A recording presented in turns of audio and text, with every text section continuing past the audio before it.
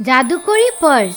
মিনু আৰু তাইৰ মা পাৰ্বতী বহুত দুখৰ জীৱন যাপন কৰি আছিল। মা ডাঙৰ ডাঙৰ কনষ্ট্ৰাকচন সাইটত ইট উঠোৱাৰ কাম কৰিছিল। কেইদিনমান আগতে তেওঁ পৰি গ'ল আৰু তেওঁ ভৰিত দুখ পালে। ঘৰত যিয়ে খোৱা বস্তু আছিল শেষ হৈ গৈছিল। মা, আজি আমি কি খাম? তাইৰ মা কিবাকে উঠিলে আৰু আটাৰ বাচন জোকাৰি মিনুক দিলে। তাই 4টা ৰুটি বনালে। যেতিয়াই খাবলৈ বহিল তেতিয়াই এজন ফকীৰৰ মাত শুনা পালে। কিবা খাবলৈ দিয়া, বৰ ভোক লাগিছে। মা, ফকীৰ বাবা কি দিম? মোৰ ৰুটি দুটা লৈ দি দিয়া আৰু তুমি নিজৰ 2টা ৰুটি খাই লোৱা। মিনু 2টা ৰুটি আচাৰৰ লগত ফকীৰক লৈ গৈ দি দিলে। ফকীৰ বাবাই ৰুটি খালে আৰু ক'লে, মাজনী, তোমাৰ ভাণ্ডাৰ ভৰ্তি হৈ থাকক। বাবা, এয়া শেষ ৰুটি আছিল। ভাণ্ডাৰ ক'ৰ পৰা ভৰ্তি হ'ব? আৰে মাজনী, তোমাৰ বিছনাৰ তলত এটা পাৰ্চ পৰি আছে। সেয়া পইচা দি ভৰ্তি হৈ আছে। কিয় চিন্তিত হৈ আছা? বাবা, আপুনি ইয়াতেই থিয় হৈ থাকক, মই এতিয়াই আহি আছো। মিনু দৌৰি গৈ বিছনাৰ তললে দেখিলে তো তাতে সঁচাই এটা পাৰ্চ পইচাই দি ভৰ্তি হৈ পৰি আছিল। বাবাই সঁচাই কৈছিলে। মা, এয়া চোৱা। কি হৈছে? কিয় ইমান চিঞৰি আছা? মিনু দৌৰি বাহিৰলৈ ওলাই গ'ল তো বাবা গুচি গৈছিল। মা, বাবা কেনেকুৱাকে গম পালে কি আমাৰ বিছনাৰ তলত পইচাই দি ভৰ্তি এটা পাৰ্চ আছে? নাজানো আইজনী, এয়াতো আমিও গম নাপাওঁ। ব'লা পইচা গুনি চাওঁ। মা, ইয়াতেতো পুৰা 2000 টকা আছে। তেনেহ'লে যোৱা, বজাৰৰ পৰা আটা, দালি, চাউল, আলু, পিয়াজ আৰু চব্জি লৈ আহা। ভালকৈ খাম। ভাল হওক সেই ফকীৰ বাবাৰ। মিনু বজাৰৰ পৰা সকলো বস্তু কিনি লৈ আহিল। তাৰপিছত মাৰ বাবে বিষৰ ঔষধ কিনিবলৈ পাৰ্চ খুলিলে তো আচৰিত হৈ গ'ল। তাতে 2000 টকা এতিয়াও আছিল। মা, মই কিমান বস্তু কিনিলো, তথাপিও পইচা শেষে হোৱা নাই। কি কৈ আছা? দিয়াচোন পাৰ্চটো মোক। তাই নিজে পইচা গুনিলে। তাৰপিছত ক'লে, আচ্ছা ব'লা, মোক সহায় কৰা। খোৱাৰ বাবে কিবা বনাই লওঁ। মা, মই বনাই লওঁ, তুমি আৰাম কৰা। আজিতো মই বৰ আনন্দিত। আৰু হয়, আজি মই কোনো ভাল ডক্তৰৰ ওচৰত তোমাক লৈ গৈ তোমাৰ ভৰিটোও দেখাই দি আহোঁ। হয়, বৰ কষ্ট পাই আছো। মিনু খোৱাৰ বাবে কিবা বনালে। খাই লৈ দুজন আৰাম কৰিলে। তাৰপিছত গধূলি ডক্তৰৰ ওচৰত গ'লে। ইয়াত 10টা ঔষধ আছে, কিন্তু 4টা ঔষধ খালেই ঠিক হৈ যাব। ইনজেকশ্যন লগাই দি আছো, অলপ সোনকালে ভাল পাই যাব। কিমান ফিজ হ'ল ডক্তৰ বাবু? 150 টকা দি দিয়ক। মিনু পইচা ওলাই দি দিলে। তাৰপিছত দোকানৰ পৰা ঔষধ ল'লে আৰু ঘৰত আহি পাৰ্চ খুলিলে। মা, ইয়াতেতো এতিয়াও 2000 টকা আছে। আইজনী, এনেকুৱা লাগি আছে আমাৰ ওচৰত এই যাদুই পাৰ্চ সেই ফকীৰৰ আশীৰ্বাদৰ বাবে আহিছে। আমিও এয়া পইচা কিবা ভাল কামতে লগাম। হয় মা, তুমি ঠিকেই কৈ আছা। মা পুত্ৰী দুইজন ঘৰত আহি গ'ল। ৰাতিপুৱা যেতিয়া মিনু শুই উঠিলে তো দেখিলে মাৰ ভৰি এবাৰ ঔষধ খোৱাৰ লগে লগে ঠিক হৈ গ'ল। তেওঁ ভালদৰে খোজকাঢ়ি আছিল।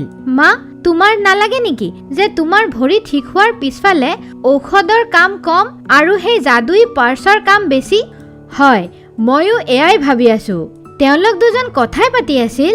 তেতিয়াই তাইৰ মায়ে ক'লে, মিনু, ওচৰৰ দোকানৰ পৰা গাখীৰ লৈ আহা। পায়স বনাওঁ, অলপ বাদাম আৰু কিচমিচো লৈ আহিবা। প্ৰথমত ভোগ লগাম আৰু তাৰপিছত আমি খাম। মিনু পাৰ্চৰ পৰা পইচা ওলালে আৰু দোকানৰ ফালে গ'লে। যেতিয়া তাই গাখীৰ লৈ উভতি আহি আছিল তেতিয়া তাই দেখিলে কি তাইৰ ঘৰৰ ওচৰত 2টা সৰু ল'ৰা থিয় হৈ কান্দি আছে। কি হৈছে? কিয় কান্দি আছা তোমালোক দুজন? কি লাগে তোমাক? বা, আমাৰ মা আমাক এৰি গুচি গৈছে।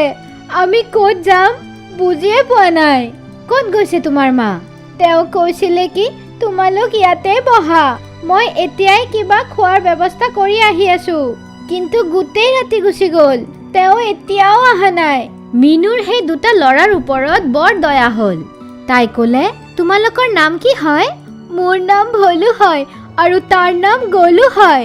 আচ্ছা, তোমালোক মোৰ লগত আহা। দুজনক লৈ ঘৰত আহিল আৰু মাক ক'লে, খুব ভাল কৰিছা যে তোমালোক ইহঁত দুজনক ঘৰত লৈ আহিছা।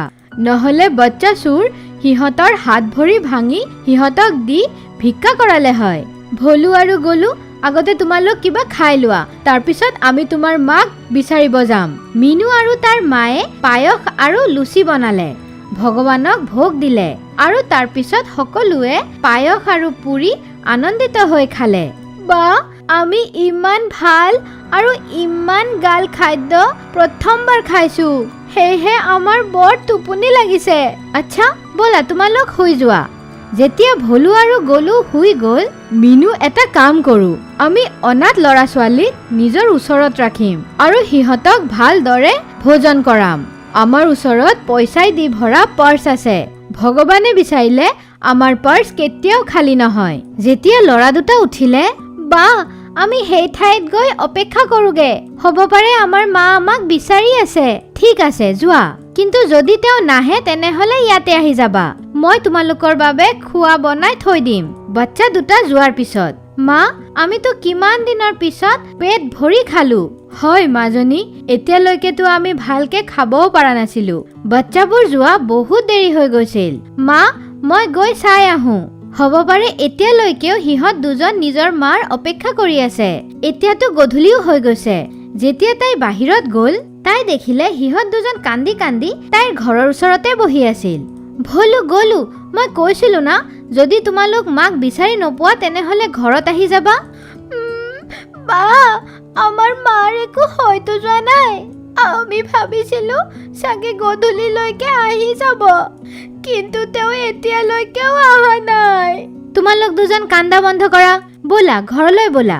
আজিৰ পৰা আমাৰ ওচৰতেই থাকিবা। বাচ্চা দুটাক লৈ তাই ঘৰত আহি গ'ল। সকলোৱে আহাৰ কৰিলে আৰু শুই গ'ল। কেইদিনমান ল'ৰা দুটা মন মাৰি থাকিল, কিন্তু কেইদিনমানৰ ভিতৰতে মিনু আৰু তাইৰ মাৰ লগত ভালদৰে মিলি গ'ল।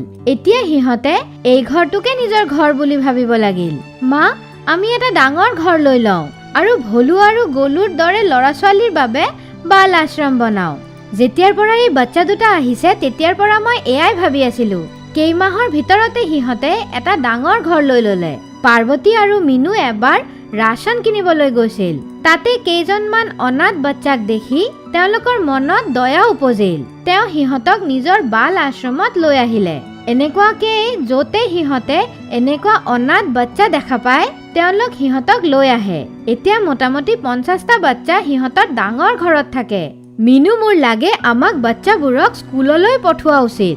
হয় মা, এনেও সিহঁতে গোটেই দিন মন মাৰি থাকে। সকলো বাচ্চাৰ ওচৰৰে গভৰ্ণমেণ্ট স্কুলত এডমিশ্যন হৈ গ'ল। লাহে লাহে সিহঁতৰ বাল আশ্ৰমৰ ইমান প্ৰচাৰ হৈ গ'ল কি ওচৰত থকা মানুহ সিহঁতৰ শত্ৰু হৈ গ'ল। এদিনাখন সিহঁতৰ ওচৰতে থকা এজন মহিলা পুলিচ লগত লৈ আহিল আৰু সিহঁতৰ বাল আশ্ৰমৰ দৰ্জা জোৰে জোৰে নক কৰিলে। দৰ্জা খোলাৰ লগে লগে পুলিচৰ লগত তাই ভিতৰত ধৰধৰ কৰি সোমাই গ'ল। কওক কি লাগে আপোনাৰ? বাচ্চাবোৰক চুৰ কৰি ক'ত থৈছা? ওলাই আনা সকলোক বাহিৰত। আহক আপুনি নিজে চাই লওক। পুলিচ যেতিয়া ভিতৰলৈ গ'ল তেতিয়া সিহঁতে গোটেই ঘৰত বিচাৰিলে, কিন্তু তেওঁলোক একোৱে বিচাৰি নাপালে। কিন্তু দেখিলে কি সকলো ল'ৰা ছোৱালী নিজৰ টেবিল চেয়াৰত বহি পঢ়ি আছে। আপুনিতো ৰিপৰ্ট লিখাইছিলে যে ইয়াতে ল'ৰা ছোৱালীক দি বেয়া কাম কৰোৱা হয়, সিহঁতক ড্ৰাগছ খুৱাই দিয়া হয়, সিহঁতে ড্ৰাগছ বিক্ৰী কৰাৰ কাম কৰে। মইতো এয়াই শুনিছিলো। মিছা ৰিপৰ্ট লিখোৱাৰ বাবে এতিয়া আপোনাকে এৰেষ্ট কৰিব লাগিব। বলক ইয়াৰ পৰা। কেইবছৰৰ ভিতৰত মিনুৰ বিয়া হৈ গ'ল। তাইৰ স্বামী অজয় আহি গোটেই বাল আশ্ৰম চম্ভালি ল'লে। এতিয়া গভৰ্ণমেণ্টো সিহঁতৰ বাল আশ্ৰমক ডোনেশ্যন দিয়ে।